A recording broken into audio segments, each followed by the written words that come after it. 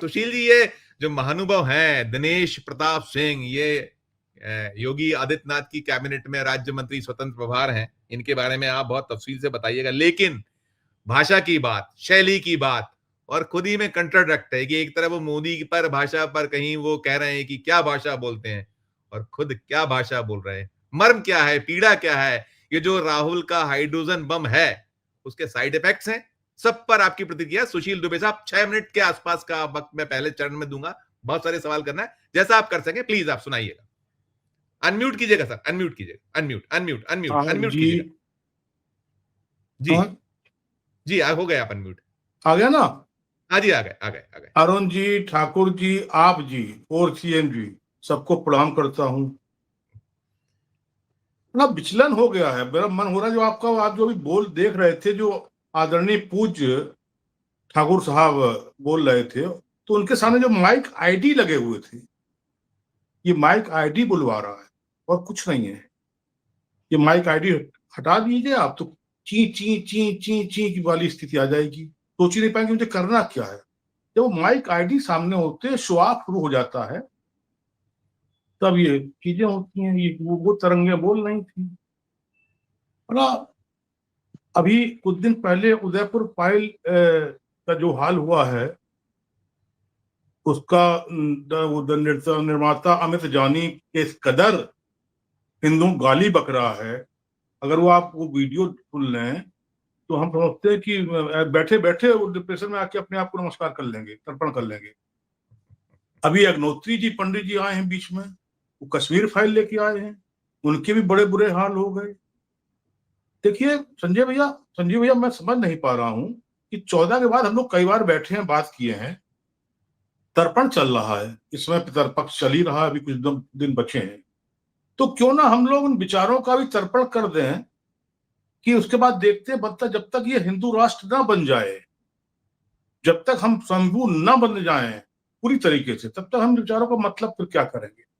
हम इसको भूल जाते हैं कि मेरठ के भूनी भूनी टोल पर, प्लाजा पर, एक बाकायदा सैनिक कपिल सिंह को दिखाने के बाद कि मैं सैनिक हूं, उसके बाद किस कदर वीडियो आज भी रखा, किस कदर क्या, अरे वो तो अलग बात है कि ये कर दिया, वो कर दिया, टोल पे नुकसान कर दिया, लेकिन क्या हाल हुआ, नहीं, क्या ये हाल ये क्यों। ये महानुभाव जो है, ये इनकी जो ये पीड़ा है क्या, ये इस कदर जो ये सारा कुछ, और खुद मैंने भाषा की बात कर रहे हैं। मैंने कहा साहब, पीड़ा इनकी जो सामने माइक आईडी है, क्योंकि मैंने इनको तब से, मैं इनको उस समय से जानता हूँ जब मैं भी कभी खद्दर का कुर्ता पजामा पहनता था। बाकी इनकी तमाम बातें, तमाम चीजें हैं। मैं थोड़ा सा उसी से, मेरे पास 6 मिनट है तो मैं कुछ मिनट के बाद नहीं, इनके आप प्लीज ऊपर अपना प्लीज अमूल्य प्लीज। समय खर्च करूंगा, अमूल्य समय इनका मोदी ज्ञान लूंगा इनका। उसके बाद आज ही कल ही भाई साहब, जिसे कहते हैं ना, मार मार के गठरी बना देना। वो जो अभी गिरिराज सिंह बोल रहे थे कि हलाला मीट का जो वो कर रहे थे, वो हलाला ऐसे तो होता है, वो बनाते हैं क्या उसको, कीमा। अभी गाजीपुर में कोई उपाध्याय जी हैं, विकलांग संघ के बड़े धर्म के ठेकेदार, उसके दो बेचारे क्या स्वर्गवासी हो गए, क्या उनके हाल देख लो तो दहशत हो जाए, पूरा शरीर काला हो गया।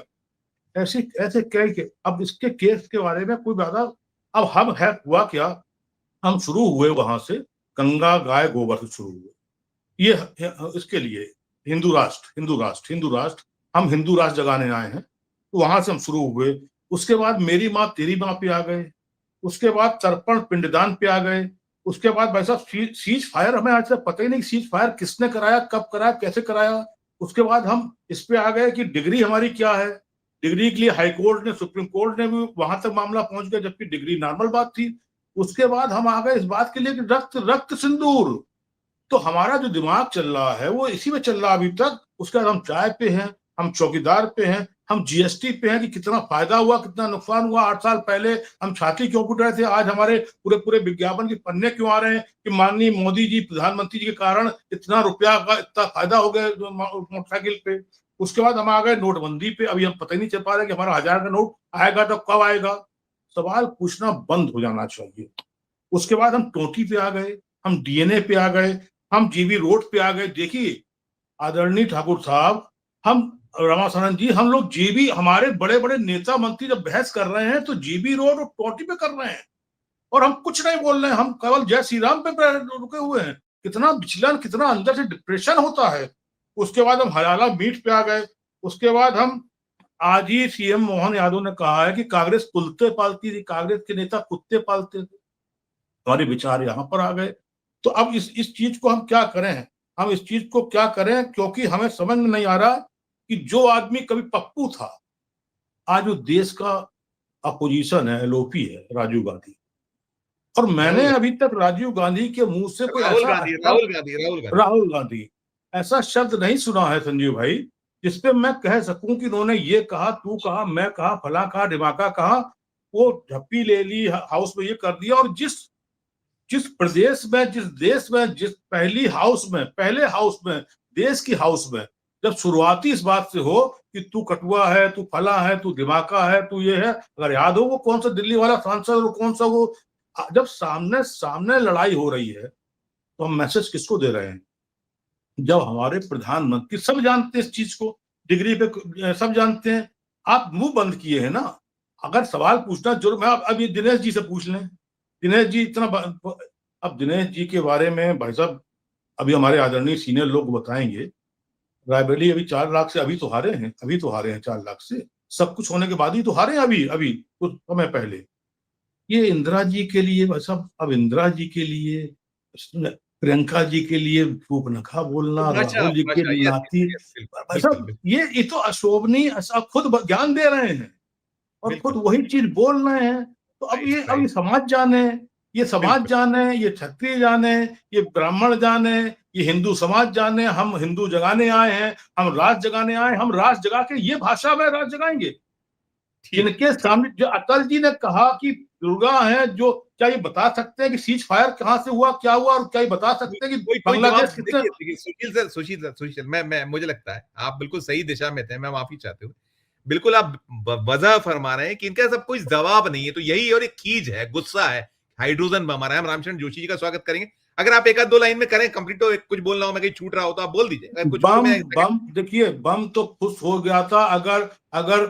अगर नीतीश कुमार जी और चंद्रबाबू नायडू जी अगर वो ना लगाए होते, फुरसुरिया ना लगाए होते, तो बम तो कब का खुश हो चुका होगा।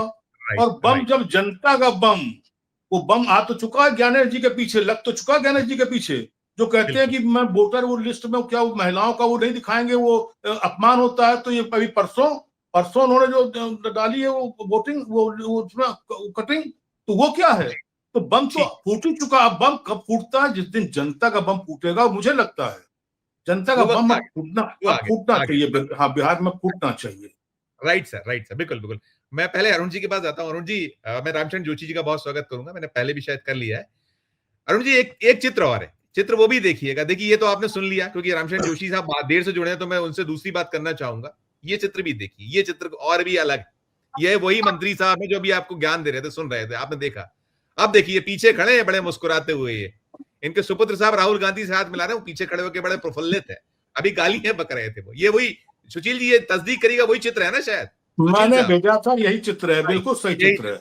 इनका सुपुत्र ब्लॉक प्रमुख हैं, वहीं से रायबरेली ब्लॉक प्रमुख हैं, अभी भी हैं। दिशा की मीटिंग में ब्लॉक प्रमुख, एमएलए, एमएलसी, विधायक सब जाते हैं। ये पीछे चश्मे में ये उनके खुद पिता, इनका नाम शायद पुष्परंजन सिंह है, इस भतीजे का नाम पुष्परंजन सिंह है शायद।